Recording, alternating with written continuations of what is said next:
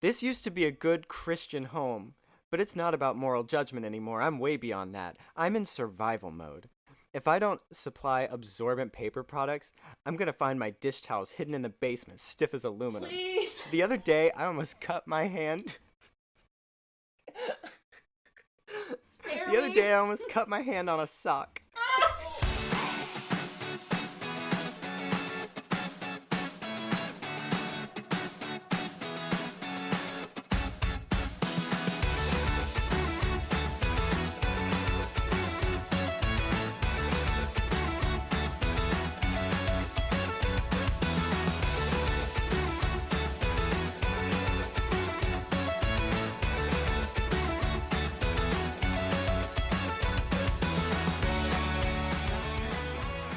Hello, Hello.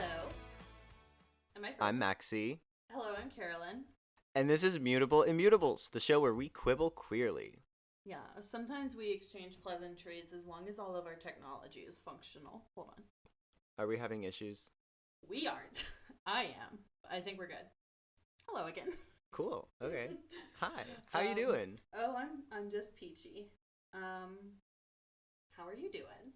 Pretty good. I think I've out pizzaed the hut, so I'm Enough. feeling solid. Would you like to explain to our listeners the exciting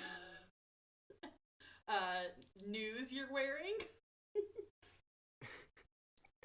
I bought a wig. You bought a wig. I bought a wig. I love it, and you're like you can't stop finger combing it and messing with it. I don't know. It's just nice. I don't know, but I felt like I'd pull a Katya and just wear it for the pod. Does she You only know. wear wigs for podcasts? Sometimes she'll just wear a little wiglet. This isn't a wiglet. Or This just is like a wig. like friar bangs. Yeah, but this is a wig, a full wig. Wig. Well, wig. Anyway. So, what are we have- doing today? Oh, what am I doing today? I just got back in town. I was dog sitting over the weekend. Both dogs at one point either shat or vomited on the floor. Solid. That's why I have a cat. And on brand for what we're talking about today. True. Yeah. What have you been up to, my friend? Nothing. Just grinding. And not in the fun way. Just the work way. But now I have a wig. You have a wig, yeah. So. Grinding on your newfound love for wig styling. That's what. Something like that. I don't fucking know how to style it, though, with these turf bangs. They're not So perfect. today. Come down to your eyebrows. Today we are. Yeah, but what if I did it like this? You know that picture of Emma Roberts where she's got the turf bangs? I dare Okay, you to never finish mind, a full doesn't matter. sentence. I can't do that. Today we're going to talk about the iconic John Waters film, Female Trouble, which is another reason why I wore the wig. That's why I did it. Just kidding. I don't know. I'm just excited. Yeah. As you know, we don't have Drag Race to talk about for the next only like 3 weeks or so. But Yeah, that's, not that that's long. a long time in the drag world. This is the only off season we get. And so Although it was announced that there's another fucking franchise now, Canada. Belgium. So Oh, that too. Also, Canada versus the world. I think. yes, also Got Canada announced. versus the world, which I haven't seen the official announcement, but like everyone's talking about it the same way they were talking about the all winners winners. season. So Yeah. Yeah. And there's a whole alleged cast, so you can all go look that up. It's really fun. And there's an Australia girl. but beware of that'll be fun. spoilers. Yeah, I mean, but like I feel like on Twitter and like, yeah, Twitter. Just go on Twitter. They won't spoil it for you, will they? I don't know. I don't know. Elon Musk might have different plans. Man, Little bitch. let's not get into it. Okay. Female Trouble is a film that came out in 1974 by John Waters. I think it was like kind of early-ish in his career, one of the earlier ones. It was one of his earlier full-length films. Full-length, thank you, Because yes. before that point, I think he'd only done 2 or 3 full-length films. Because he started with short films in the early '60s, but Thank you. Yes. So this is like as many of his films starring the illustrious Divine or Glenn Feldman out of drag. I think Feldman, is that right? I think it's something like that. As well as many of the other Dreamlander actors. So Mink Stoll and Edith Massey are the two that I can think of right now. This film, like many of his other films, has quite a few subversive subjects in it. And so before we get into it, I'm just gonna read it off of a list of these things that may potentially be triggering to people. And if they speak to you, then maybe don't listen to this episode and maybe don't watch this film. Oh my god. Violent sexual assault, child abuse, outdated and offensive language, sex and full male and female nudity, mention of a child sexual assault and incest, intravenous drug use, kidnapping and captivity, mutilation and body horror, emetophobia, murder, cult mention, which I don't know anything about the Hare Krishnas. Apparently they were like an alleged cult, but they also have really deep like Hindu roots, so I don't know. Allusion to suicide, gun violence, and stage execution. Yeah, there was a lot going on in this film, and for anyone who knows anything about John Waters, this is like, I mean, it's his territory. He always did this kind of subversive, I almost want to say like, not theater of cruelty, but like theater of horror or something, I guess. Like Yeah. I don't know, Like he wanted to be like, yeah, which like it's his reputation. So I feel like most people who would watch the movie, who knows who he is, are aware of these kind of things, but we just want to make sure that we're all on the same page content wise, and we're not endorsing these kinds of things. It is a dated piece of art, so we're just talking about it. None of this would fly really in today's market. Yeah. Anyway. I also forgot to mention this is dedicated to one of the members of the Manson family. Just as a little cherry on top. Mm-hmm. All right, let's get into it. So, I've written down a little summary of the film. For those of you who haven't seen it, this, I guess, is your spoiler alert. But if you are worried about spoilers from a film from 1974, A, get over it. B, just don't listen to this episode. So, Female Trouble, 1974 by John Waters, is a film about a trashy woman named Dawn Davenport, played by Divine, and her garbage life. It starts with her in high school, getting into trouble with her trashy friends, shortly before throwing a fit at her family Christmas because she didn't get the shoes that she wanted, and nice girls don't wear cha-cha heels. They sure don't. She then leaves home and hitchhikes and is assaulted by a man named Earl, who is also played by Divine, who gets her pregnant. She later has a daughter named Taffy, played by Mink Stoll, one of the Dreamlanders, who she ends up hating. Shortly after this, she marries a hairdresser named Gator, played by Michael Potter, from a super gay and chic salon. Gator's lesbian Aunt Ida, played by Edith Massey, does not approve of this because she wants Gator to be gay. 5 years later, Divine divorces Gator and gets him fired with the help of the salon's eccentric owners Donald and Donna Dasher, who are played by David Lockery and Marion Vivian Pierce, respectively. The Dashers convince Dawn to start crime modeling for them, which they just want to take pictures of Divine doing crime. Or Dawn, I should say, doing crime. But Aunt Ida soon comes to throw acid in Dawn's face as an act of revenge for divorcing Gator and getting him fired. Despite Dawn's hideous facial scarring, though, she still ends up modeling for the Dashers, who then introduce her to intravenous liquid eyeliner. Very camp. During Dawn's recovery, the Dashers had also kidnapped Aunt Ida and encouraged Dawn to cut her hand off, as revenge, I guess, for throwing acid in her face. Shortly after this, Dawn gets her own nightclub show where she jumps on a trampoline for a little bit and then shoots the audience, just after strangling her daughter in the green room before curtain, her daughter who had joined a cult. She is soon arrested and found guilty of murder and kidnapping, thanks to the Dashers' betrayal, and is executed by the electric chair, but the whole time sees it as her big moment. I should also say, I forgot to put this in the summary, her daughter does end up killing the true father, which was the man Earl, who was also played by Divine. It's very, like, and then Divine this is one of those strangles you the call daughter. cult classic films. Yeah, cult film. And then Divine strangles the daughter. Yeah. There's a lot going on. There's a lot going on. Yeah. I, for one, love this shit. Mm-hmm. I love watching trash movies, as I stated on last week's episode. I love, like, the 70s sense of humor from all these, like, people who grew up post-war in the 50s. Like, I love the point of view. I love everything John Waters does. I love everything Divine does. I think it's incredible art. I think it's I don't know. I love it. I'm obsessed with it. Well, see, this is something that I was kind of thinking about as I was watching it. There've been conversations and there's been a lot of discourse, especially in more recent seasons of Drag Race, about trying to make things more PC, which I don't think is a bad thing.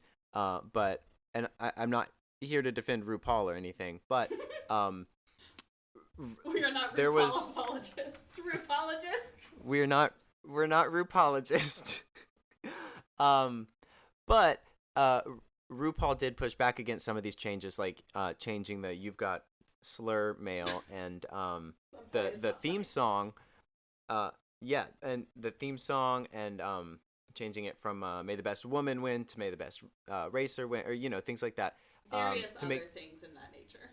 Yeah, to make everything more inclusive and more PC, which is a good thing. However, the reason RuPaul had initially pushed back against some of these changes is because it's culture, like these movies by John Waters and early drag culture in like the 60s, 70s, 80s, where it was a lot, I don't want to say darker, but it was definitely ruder and more crass and I guess more raw. I think crasser is the perfect way to put it. Yeah. Yeah.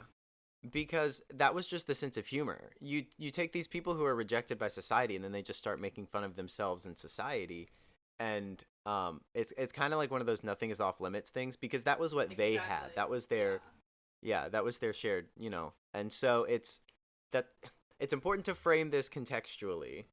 So we're not going to cancel John Waters, we're not going to cancel this movie, and we do think it's a great movie despite these kinds of things. You know what I'm saying? It's culturally important.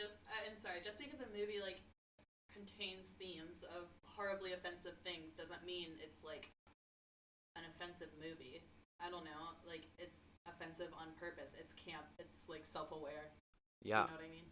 Oh, it was super self-aware. Yeah. I mean, the prime example of that, the shit stain on Earl's fucking underwear when the whole thing was happening. Oh god. Like, yeah, like, how are you gonna make me laugh during a horribly violent scene like that? Yeah. Or like intravenous liquid eyeliner. What the fuck? Yeah, that's the thing. I don't know. And like glorification of crime. It's like, that's the point, is like morality is different, because Dawn Davenport's morality is that crime is great and she's your protagonist. So it's like a whole different listen to me sounding like a film bro. I don't know what I'm talking about, but you know what I mean. Do we ever know what we're talking about on this thing? I know what I read about drag conspiracy theories. So had you seen this movie before, or was this your first time? I had not seen Female Trouble before, no. This was my first time. Okay, yeah, neither had I. So what were your immediate thoughts coming away from it? Because both of us, spoiler alert, both of us just watched this film this morning. So it's very fresh in our minds. I love the fucking glamour. Like, that shit is glamour. I loved those early scenes in the 60s. Just the, like, disheveled glamour look. It's the same reason why, like, Alaska is one of my favorite queens. I knew you were going to say Alaska. Fuck you. The ratted hair, like, that is so fucking hot. And, like, Divine in her, like, tiny baby doll dresses with dark hair. Like, she looked so gorgeous. Just, like, the aesthetics. I loved that. Maybe I'm not, like, as, like, shocked and offended because I am, like, well familiar with offensive-ish things like this. I watched Rocky Horror for the first time when I was probably younger than 12 years old. So, like, fuck Rocky Horror. What? Sorry, I have a bitter history with Rocky Horror. Okay, well, Rocky It's Horror my own personal thing. is very important to me and a lot of other queer people, and it was often our first exposure to queer culture, so let's watch our mouths. I recognize that. Um, I recognize that. No, here's why. Because one time in high school, Rocky Horror came to my conservative little hometown, and they were gonna do some Halloween shows because, that's classic. And I had heard about it, and I was like, oh, that's cool. Like, I kind of know what this thing is. I really want to go. And I talked to all my friends about it. And literally every single friend in my friend group, even the ones who didn't really hang out with each other, without me, every single one of them went all on the same night, and no one fucking told me. I did not find out until later. I was literally the only person out of everyone that I talked to, like at school, everyone who wasn't like my parents, I was the only person who did not go, and no one told me about it until later. And they've told me it wasn't a conspiracy, but I don't fucking buy that. And so as a result, here I am, literally like 10 years later. I still have never fucking seen this film. I've never seen it live, and I don't know if I want to. Wait, you've never seen it at all? No, I've never You seen don't it even at know all the because premise? I'm bitter. I like know what's going on because because of Perks of Being a Wallflower, No, because you it was can't know what's they going talked on about without... it there. No. But that's it. You don't know what's going on if you haven't watched it. You don't... Okay, probably not then. Facts. Can you blame me though? Yes, It because... was rude. I've gone to watch Rocky Horror live alone. Okay, well, I understand being... I understand. I am not invalidating your experience because that does sound fucking awful. But that movie's... it sucked. I totally get it. But, hear me out. You should consider... We should watch that for this podcast so you could feel better about that movie and have it occupy a more positive space in your brain because it's very, extremely iconic. You know what? It has been a decade. I guess I probably should finally make peace and watch it. Oh my god. And you know what? This podcast has been a great vehicle for me to learn about my own culture, so Our own culture, oh my god, yeah. maybe we'll do it. Yeah. No, I love gay shit, and there was a lot of gay movies in the 70s, so. What a time. Although, speaking of Rocky Horror, I found this out when I did some researching. I think it was at a theater in San Francisco. Anytime they did a Rocky Horror showing, they would play Pink Flamingos beforehand, which was I love that. another one of John Waters' popular films. Yeah. It's like queer solidarity. Yeah, we're gonna have to lead up to that movie. As far as I know, that is the most notorious and offensive of his movies, so we will work up to it. Those 15 trigger warnings that I mentioned earlier, just the tip of the iceberg. So, but yeah, I don't know. It's something about like making horrible things in life not so horrible and making comedy out of it. I don't know. I appreciate that kind of thing.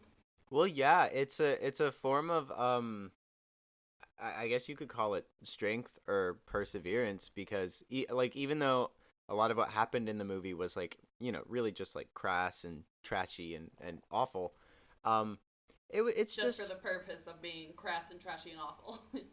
Yeah, but I mean, taking the shitty parts of life and being able to like find humor in them and like make something artistic out of it, even if it's like trashy art, it's still art. I mean, this is the same man who made a giant bottle of poppers and called it art, which respect. But I think that's it's very queer. It's not inherently queer. Like you see it a lot in marginalized communities.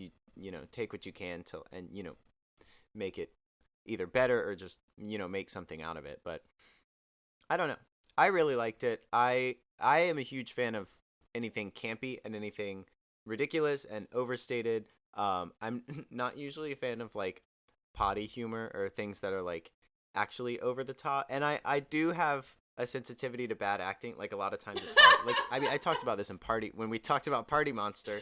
It is so hard for me to focus when there's bad acting going on. This movie, though, I wasn't even thinking about the bad acting. Exactly. Because to me, it just felt like they were all self-aware. They were like, this is just a stupid fucking fun piece of shit project that we're all working on and we're all having a great time. You know what I mean? And that's what I think people don't, pardon my indulgence, but that's what I think people don't understand about camp is that it's not necessarily just like silly humor. It's like looking at society from an outside perspective and making something out of that. And so I appreciate it. I appreciate suspending my disbelief and suspending my morals for a minute. You know. and you know, anyone who was confused as to what camp was when that was the like Met Gala theme and then everyone was talking about it, just fucking watch a John Waters film, okay? It's not camp, it's Lee Bowery. Yeah, watch a John Waters movie God. or watch like Lee Bowery at Woodstock, oh my god, Wigstock, Jesus Christ. Jesus. Shit like that. You will understand. It's like pornography. You can't explain it, but you know it when you see it. Like that guy testified that one time. That's a famous like court testimony. Testing 1 2. Please.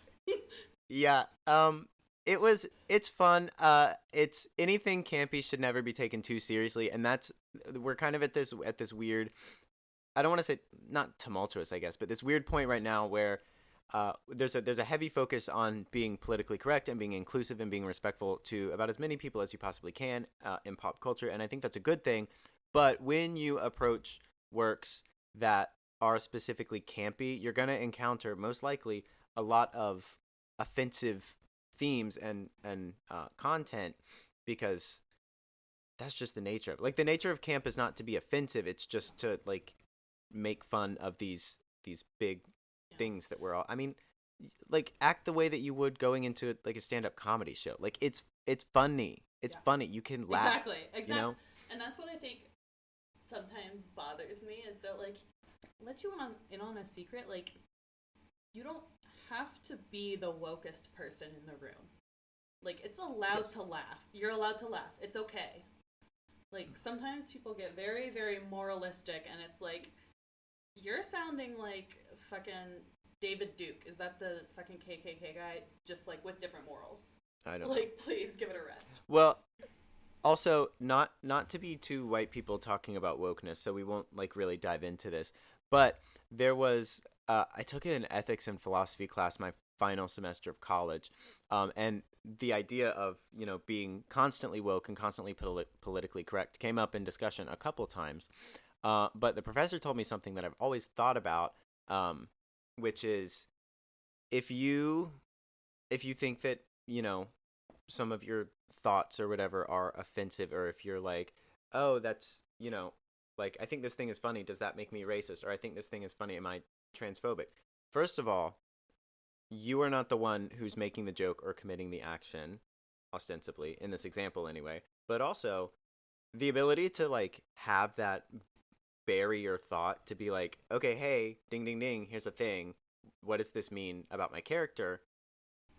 That's the conscience you need, that's the kind of awareness you need. Yeah, it's your second thought. It's your second thought is more reflective of yourself than your first one. And that's that. I mean, that can apply to anything, not just wokeness. It can apply to like depression, anxiety, all kinds of different things. And so it's not an excuse, but it, for me, has made me feel a lot more comfortable with like, okay, this is not who I am. This is, There's just a level of like morality policing that a lot of like supposed leftists or self-proclaimed white leftists, like, you don't have to call everything out, like, you don't have to correct everything. It's okay to just be a person. It's okay to just watch a movie and laugh. It's okay to like engage with these things. It's okay because that's part of humanity. Like, I'm very it's also like a contest. Exactly. I'm like, you can be very highly aware of cultures plaguing our society, or issues plaguing our culture and society at the moment, and still fucking laugh sometimes. Like, it's okay. The world Also, is yeah, burning. in the throes of a dying planet, you can laugh. You know? Kind of all we have Okay, left. let's not get too depressing. Yeah. So I have a couple of notes about the film, and then notes, also John. a couple notes, John. Mr. Waters. Hi, John. Just want to say, Mr. Waters. Mr. Waters. So the and Carolyn said a couple of these things earlier, but I'm just gonna go down the list of what I have. So the film was made in 1974. It was written, directed, and produced by John Waters, and he also did the cinematography and the music, and he helped edit. And this is a very common thing with John Waters, and we'll talk about that later too. But throughout most of his filmmaking career, because he has a couple separate eras in his whole career overall, but throughout his film career, it was very common for him to do a lot of projects, not single-handedly, obviously, but they were just his passion projects. It kind of makes hand in all parts of it. Yeah, he really did, because he just had this vision. It makes me think of I can't remember who was talking about this, but Violet Chachki, the reason she started doing drag is because she saw these other girls, and she was like, they just were not giving what needed to be given, so I had to do it. That's really good. I've never heard that. And that's John Waters. Yeah. Yeah. And so that's what Mr. Waters was doing. As Carolyn said, this was inspired by and dedicated to a member of Charles Manson's family, Charles Watson, or Tex Watson. And Waters actually visited Watson in prison a couple times. And I believe at the beginning of the movie, there's a wooden helicopter in one of the shots that Tex Watson had made for John Waters, which is interesting. And so the whole idea of crime is beauty came from Tex Watson, which is, interesting. Female Trouble came shortly after, 2 years after Pink Flamingos, which we mentioned earlier. And Pink Flamingos was probably, I think it was his first most successful. Like, I think that was like, not his debut film, but like the one that put him on the map, right? Would you say? I think Multiple Maniacs before that, actually. Oh, no, yeah, you're right. It was that one. Well, Pink Flamingos was also huge, and then Female Trouble came out a couple years after that. And then a couple years after that, another film in 1977 called Desperate Living came out. And those three he calls his trash trilogy, which three? I love. Which three? Because you named four. No, just Pink Flamingos, Female Trouble, and Desperate Living. Oh, okay, gotcha. In the 70s, yeah. And I'm sure we'll talk about the other two at some point anyway. But I love that he's just got this trilogy of trashy movies. Unholy Trinity. Yeah. Divine did her own stunts for the film, including jumping on the trampoline and doing the flips and stuff. And then, this is actually kind of crazy. She swam across that full fucking river in full drag while it was raining and sleeting. And you can see when, like, watching the movie, when she gets in the river, you can see that she's started to move a little bit downstream. And I was like, oh my God. Obviously, she made it to the other side and she was fine. But it's like, first of all, they just put a camera on the other side of the river and were basically like, okay, swim across. Go. And she fucking did, and she could have died. But you know what? Drag. And that's why Divine is so fucking cool, is because, like, her whole thing is she's like, I want to be famous, I was born to be famous and fucking glamorous, like, I will do what the fuck it takes. And she fucking did. And that's She fucking did. She also inspired one of the best Disney villains, in my opinion, Ursula. Yeah. I was very who I think is one of my favorites because she's inspired by a drag queen, but of Ursula. Yeah, I have a thing. I don't like the ocean. Do you know I didn't see Little Mermaid till I was 16? Nice. There's your fun fact of the day. Okay. Another fun fact is the baby at the beginning of the film, this like fresh ass newborn that we see, was a real fucking newborn, because I can't remember who it was, but one of the women in the Dreamlanders cast or whatever was pregnant at the time of filming, and so they shot this scene towards the end, if not it, I think it was the last, so that they would have the baby for it, and the baby's grandmother was from England, and so she flew in to see the baby, and this was her first time Yes! meeting her grandchild. I Was when it remember was reading covered this. in fake blood, and Divine was chewing apart this fucking liver-filled fake umbilical cord. Yeah. Yeah, it was filled with liver. BT Well, dubs. Max, by the way, to be fair, The way they did movies. most people see their newborn for the first time covered in blood. Yeah, but real blood, and not in the arms of a drag queen. Speak for yourself in your own experiences. Okay. So Carolyn has dubious gay origins. Okay. Dubious. Oh my god. Also, How dare you? I just want to shout this out too. Based on the one scene at the very beginning, heavyhorror.com calls this a Christmas film. Would you agree? I mean, I feel like that's like saying Die Hard is a Christmas movie. well, I've never seen Die Hard, but I am aware that there's a debate about it. I mean, honestly, Christmas is kind of the inciting incident for this whole plot. So, All right, might Miss be. Literary Analysis. okay, sue me. I paid attention. I in think high in school. I don't know. This inciting incident takes place at Christmas, but Christmas is not an overall theme of the film. Therefore, it is not a Christmas movie. There is a different. Listen, I am a Christmas slut, and I have opinions. And one of those opinions is that it is not a Christmas film unless one of the main themes and settings of the film is Christmas or Christmas time. Just because something takes place at Christmas does not make it a Christmas film.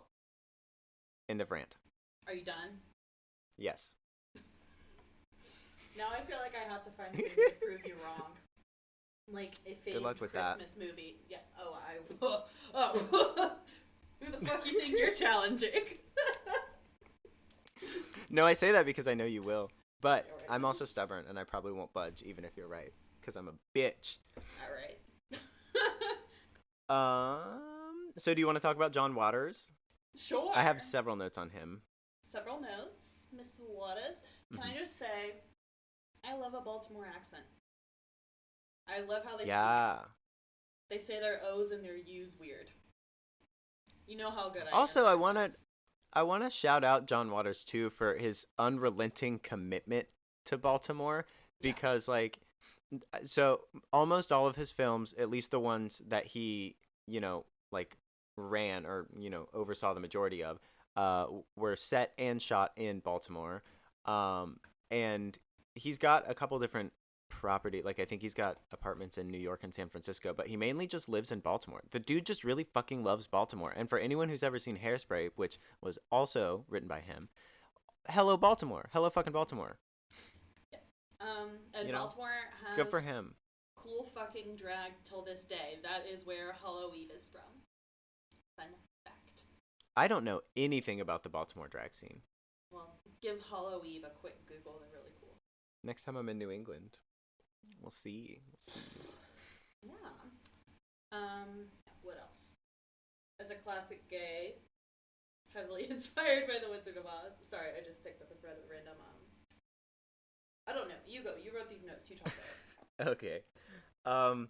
So John Waters is a filmmaker and writer and actor and artist and just all around gay creative who rose to fame in the early 1970s with these films in his Trash trilogy and some of his short films before that, and Mutable Maniacs, which I think was in 1970. Mm-hmm. And he also wrote and directed and did his whole thing with the original film Hairspray, which was in 1988, which then later was adapted into a Broadway musical and was then subsequently adapted into a movie musical with Zac Efron and Nikki Blonsky from the movie Hairspray. Nikki Blonsky from the movie Hairspray. And that was in 2007. He's most well known for his sense of camp and postmodern comedy and that kind of subversive, weird, gross kind of humor that makes people uncomfortable. It's kind of outrageous, it's crass, but it's necessary, He has been lifetime friends with Divine, and so most of his movies star her or feature her in some way. He was born and raised in Baltimore. She was his muse, yeah. He was born and raised in Baltimore, and he had a bunch of other little queer subversives in his little friend group, which for the 1970s, fucking good for him. I love that for him. And so naturally, these kids get together and they're like, you know what? No one can fucking touch us. We're gonna make some fucking weird shit. And so they called themselves the Dreamlanders.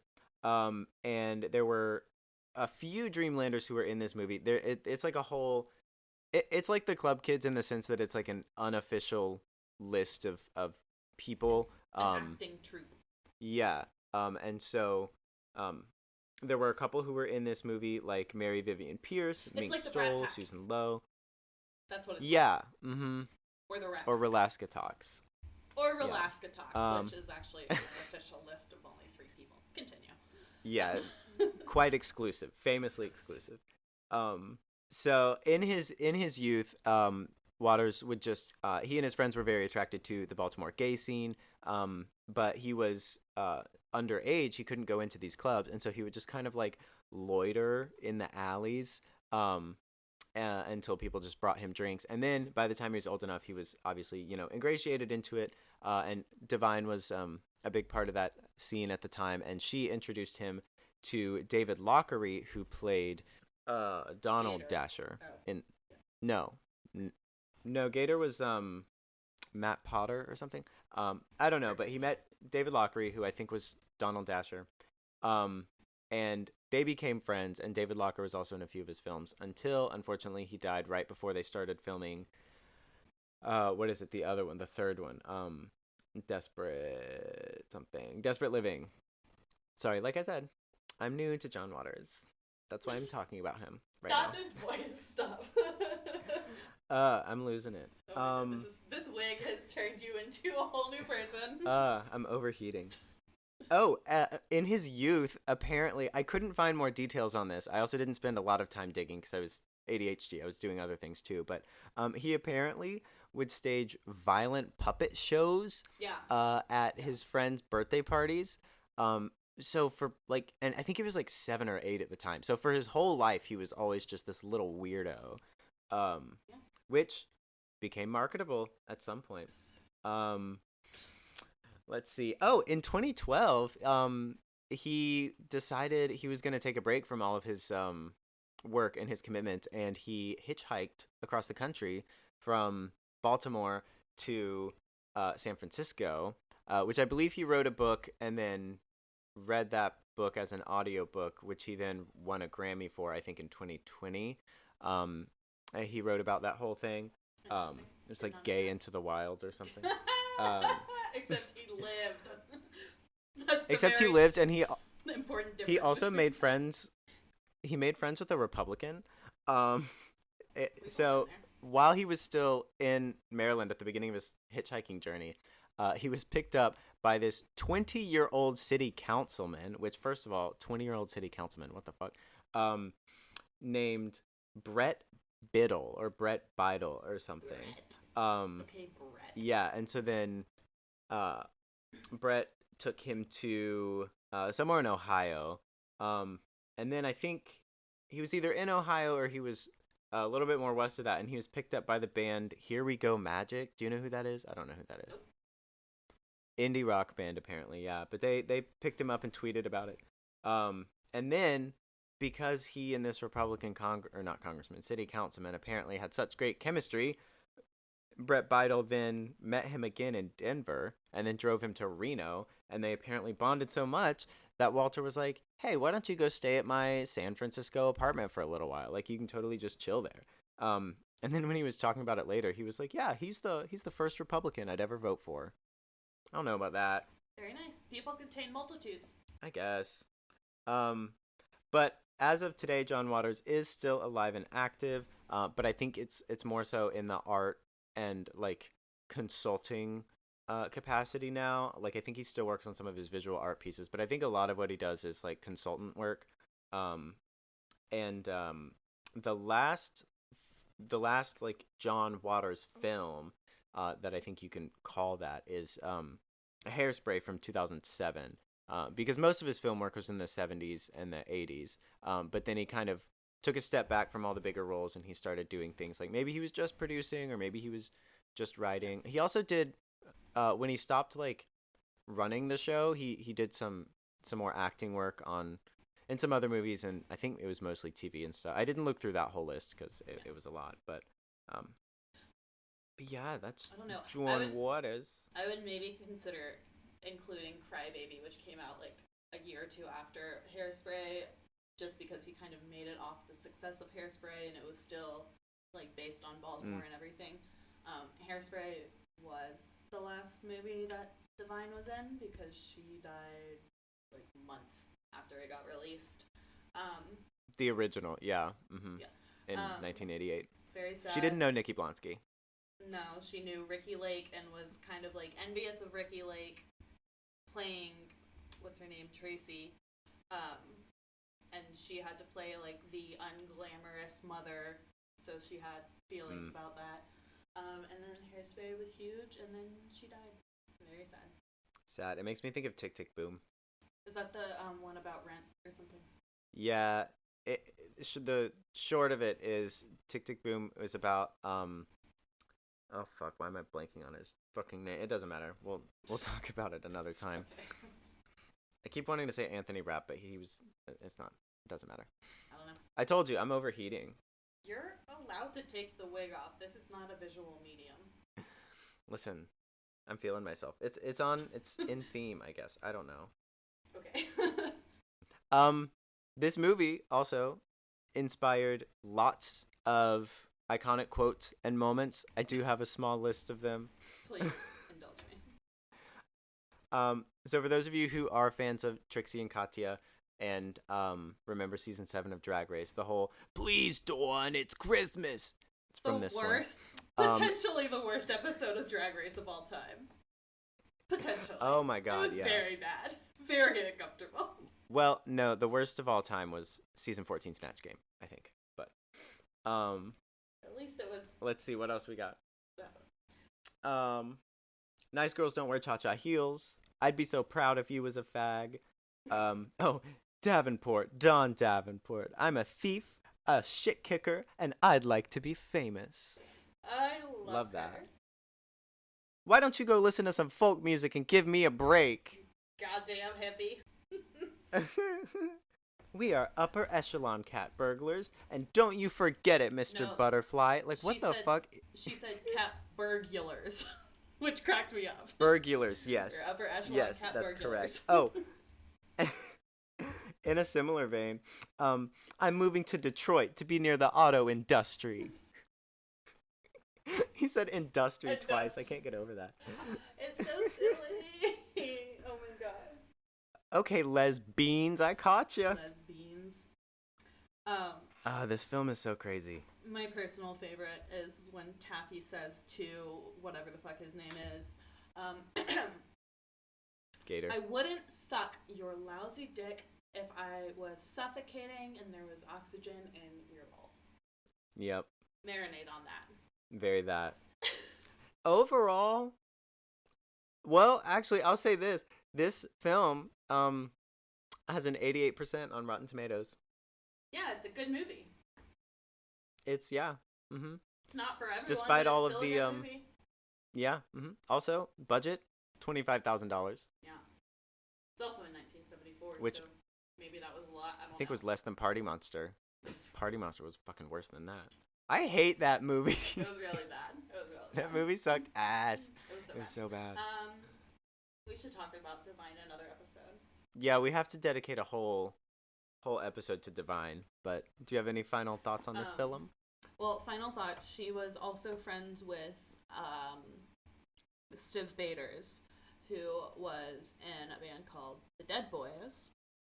And Stiv Bators played Bobo in Polyester, which was another John Waters movie that came out in, like, 81, I think.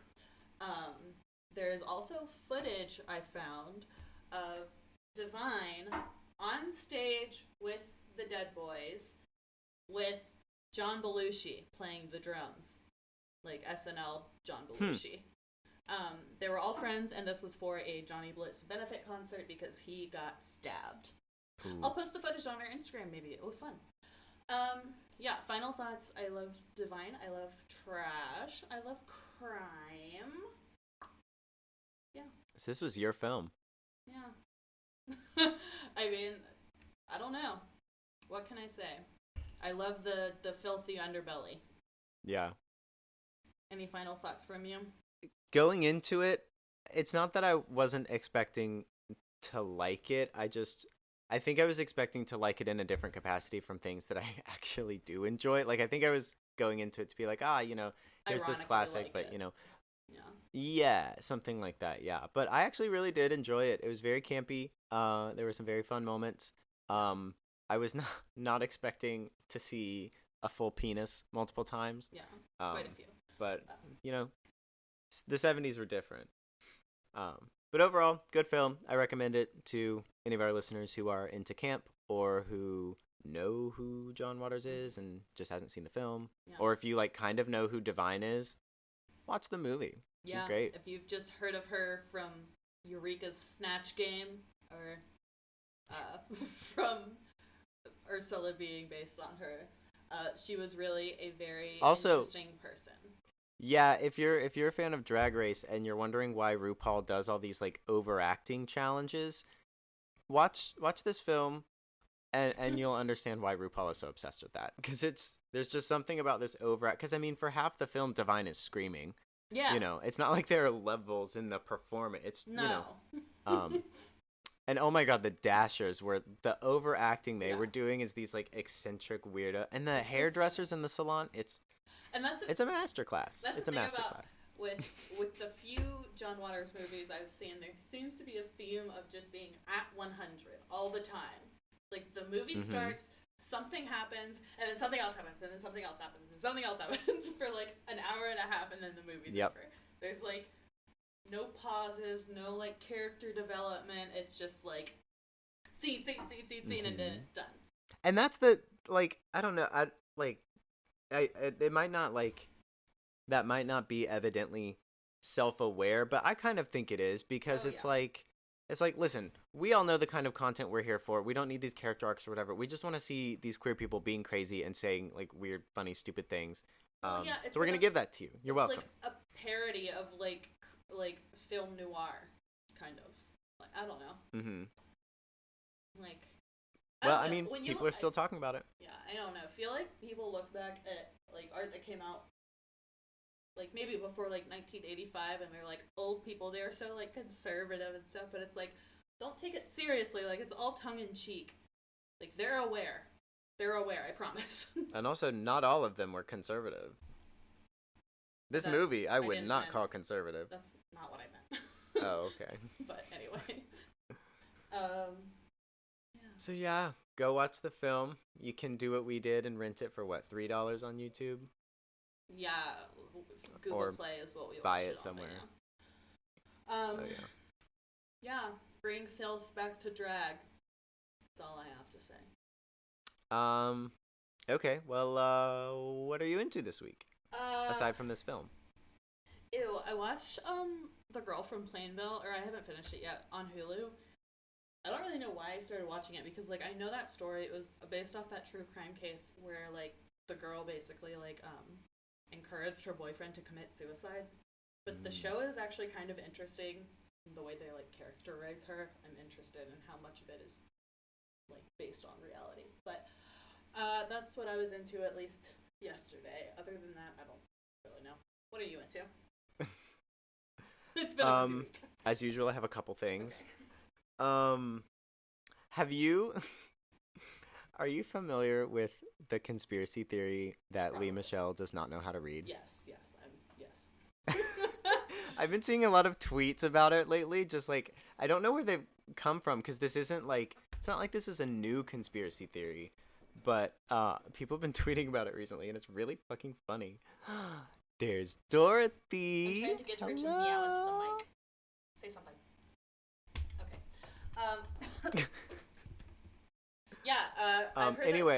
I've heard that same conspiracy theory about DJ Khaled and also Donald Trump. Is it ableist to laugh at that? Where I just talk about how we shouldn't be so woke all the time? I don't know, but you know what? This is your second thought. So, this is my second thought. I think it's funny the defamation of Leah Michelle because she can't read. Also, um, I watched Life After Death, I think it's called, with Tyler Henry on Netflix. I'm really into like the medium stuff. Love Teresa Caputo. But I had never seen because I think he had another show I think on E or I think it was Celebrity Medium or something. I don't know, but I never really like watched his other show, so I watched this one. It was really good, really interesting. I love medium stuff. What was it called again? Also, Life After Death with Tyler Henry. Nice. I would also like to let me see if I can find it. There's this review. Have you seen the Kleenex review? It's gone viral a couple times. No, I don't think so. Okay. I'm gonna read it. Content warning. Oh my god. Just if you weren't beware. sensitive to the 15 things I listed at the beginning of this episode, and you're still here. Yeah. So I'm just gonna do a reading of this Amazon review for a very large pack of Kleenexes. Okay, here we go. I want to start this off by thanking Kleenex for selling these 36 packs. I've put it on subscription, and if they want to start selling a 72 pack, sign me up. I have 3 reasons for needing this much Kleenex, and their names are Liam, Samuel, and Hank. This is how it goes in this house. First, the Kleenex disappears. Then, the toilet paper. Then they go for the fabrics. And you don't want it to get there. Unless you're ready to have a 5-gallon drum of Febreze. Is she talking about her children? This used to be a good Christian home. But it's not about moral judgment anymore. I'm way beyond that. I'm in survival mode. If I don't supply absorbent paper products, I'm gonna find my dish towels hidden in the basement, stiff as aluminum. Please. The other day, I almost cut my hand. The other day, I almost cut my hand on a sock. Oh. I'm sorry to speak so frankly. But with 3 teenage boys, a woman has got to be practical. The funny part is, they think they're being sneaky with their 45-minute showers and sudden need for privacy, as if I'm going to walk in on them journaling. They slink around the house like unfixed cats while I try to announce my location at all times. No one needs to ask me to knock anymore. I knock on the walls. I practically wear a cowbell. I'm not looking to catch anyone by surprise. Believe me, I'm just trying to get through this. The other day, my husband was watching me unload the groceries, and he asks me, all sweetness and light, "Honey, what are you doing with all that Kleenex?" I almost knocked him off his chair.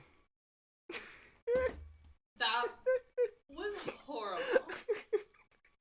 That was Oh my horrible. God. Oh my god, ew. Someone needs to tell John Waters about this. Ugh. Filth. It's so funny. Filth. Oh my Anyway, God. I've seen that before, but I rediscovered it this week, so That it's part of what I'm was into. Awful. Thank you for that. On Well, that note, have we quibbled? oh honey, we sure have. Honey. Honey. Yeah. Honey. God. Oh, fuck. Horrible. Okay, bye. Oh yeah, wait. Follow us on Twitter and everything. Yeah, so, to all of our listeners, if you are listening, we thank you for listening. We very much appreciate it. If you have enjoyed our rancid content, please rate us 5 stars on Apple Podcasts and Spotify. We do appreciate that. Also, if you would like to stay in touch with us and keep an eye out for when new episodes and stuff like that are available, you can follow us on Instagram at Mutable Immutables. You can follow us on Twitter at ImmutablesPod, and you can find us on YouTube at Mutable Immutables. For the next couple of weeks, I believe, our release schedule is going to be a bit less regular because we both have a couple different things going on in our lives, and we don't have Drag Race every week right now, and we've got DragCon coming up. So just find us on social media, and then you'll be the first to know. And that is a blessing. Yeah, true that. Yeah. Okay, Okay, well. bye. Bye.